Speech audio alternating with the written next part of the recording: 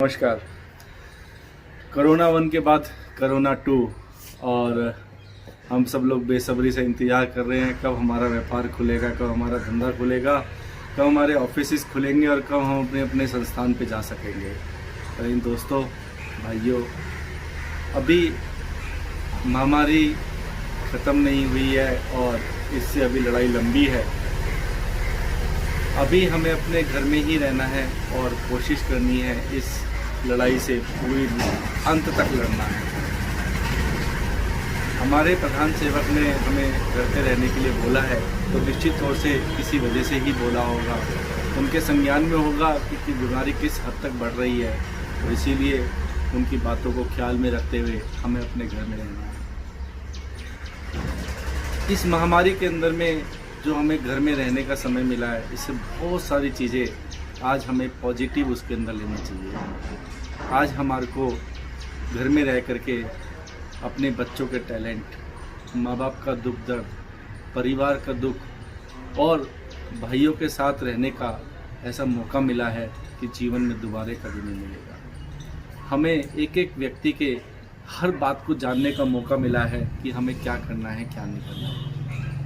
ऐसा समय जिसमें हम हर वक्त 99 के फेर में लगे रहते थे, समय नहीं था, कहते थे भाई मेरे पास तो मरने का भी समय नहीं है। आज ऐसा समय है कि अपने परिवार को देखो, समझो, उनकी पूरी जानकारी लो और इससे बढ़िया मौका आपको कभी नहीं मिलेगा। हर चीज़ को देखने के दो नज़रिए होते हैं, एक नेगेटिव और एक पॉजिटिव। अगर आज हम इसको पॉजिटिव वे में लेके चलें तो लॉकडाउन का आपको पता ही नहीं चलेगा लॉकडाउन कब निकल गया। आप घर में रोज़ कोई ना कोई एक्टिविटी ले सकते हैं। आपका जो शौक़ हो, आपको म्यूज़िक का शौक़ हो, कुकिंग का शौक़ हो, पढ़ने का शौक़ हो, आपको जो शौक़ हो उस एक्टिविटी को लें और एक टारगेट रखें कि आज मुझे ये करना है।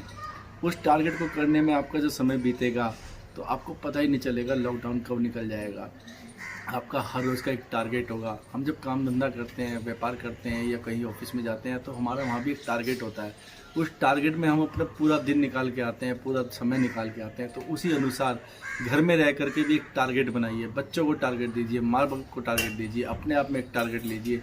तो आप देखो लॉकडाउन का पता ही नहीं चलेगा।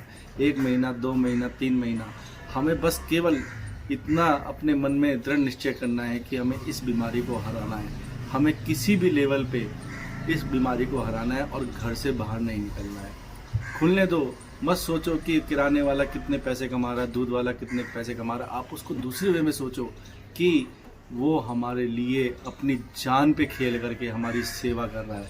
वो किराने का सामान हमारे को मुहैया करा रहा है, हमारे को घर में खाने का सामान मुहैया करा रहा है, वो दूध वाले हमारे को दूध प्रोवाइड करा रहे हैं। तो उसको मत सोचो, उसको गलत धारणा से मत देखो, उसको एक अच्छी धारणा से देखो कि जो लोग भी पुलिस, प्रशासन, डॉक्टर इस समय पे काम कर रहे हैं वो अपनी जान पे खेल करके हम लोगों के लिए कितनी देशभक्ति का काम कर रहे हैं। तो हर चीज़ को पॉजिटिव देख करके, पॉजिटिव ले करके और एक मन में धारणा कर करके आज हमारे को कोई ना कोई लक्ष्य लेना है और अपने घर के अंदर में अपने बच्चों के साथ मिल करके, अपने माँ बाप के साथ मिल करके और किसी अच्छे कार्य को काम अंजाम देना है।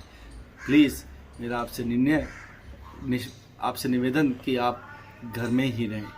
बहुत सारे परिवारों के अंदर में मैंने देखा है जो 4 भाई अलग अलग फ्लोरों पर रह रहे थे, जिनमें आपस में भूल चाल भी नहीं थी। परिवार रह रहे थे अलग अलग, उनमें आपस में सौहार्दपूर्ण माहौल हो चुका है और वो एक दूसरे से बात करने लगे हैं। ऐसा माहौल, ऐसी परिवारवाद दोबारा नहीं मिलेगा। मेरा आप सभी से पुनः निवेदन कि अपने घर में रहें, सुरक्षित रहें और इस महामारी से लड़ने की पूरी ताकत बनाए रखें। यही हमारे देश हित के अंदर में होगा। जय हिंद।